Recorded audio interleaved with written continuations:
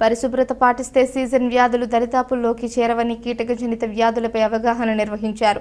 సిద్ధవటం మండలంలోని నిర్మలగిరి కాలనీలో ఆ ప్రాంత గృహ నివాసులకు శుక్రవారం మాధవరం ప్రైమరీ హెల్త్ సెంటర్ వైద్యాధికారి డాక్టర్ శివకుమార్ పలు సూచనలు సలహాలు అందించారు.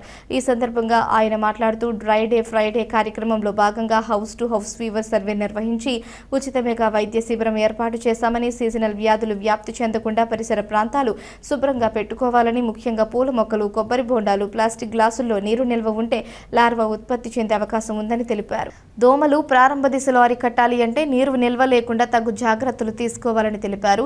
మలేరియా సబ్ యూనిట్ అధికారి ఇండ్ల సుబ్బరాయుడు మాట్లాడుతూ గ్రామాల్లో అపరిశుభ్రత, డ్రైనేజ్ ఉంటే దోమల నిలయంగా ఉంటుందని, నివారణ కొరకై అపరిశుభ్రత ప్రాంతాలు తొలగించి ప్రతి ఒక్కరూ సంపూర్ణ ఆరోగ్యంగా ఉండేందుకు అపరిశుభ్రత ప్రాంతాలు తొలగించాలని, నీటి నిలువలలో దోమలు గుడ్లు పెట్టి అవి లార్వా ఉత్పత్తి చెంది దోమగా అభివృద్ధి చెందుతాయని, మనల్ని కుడితే మలేరియా, టైఫాయిడ్, చికెన్ గున్యా వంటి జ్వరాలు సోకే ప్రమాదం ఉందని, రాత్రి వేళల్లో ప్రతి ఒక్కరూ దోమతెరలు వాడాలని తెలిపారు.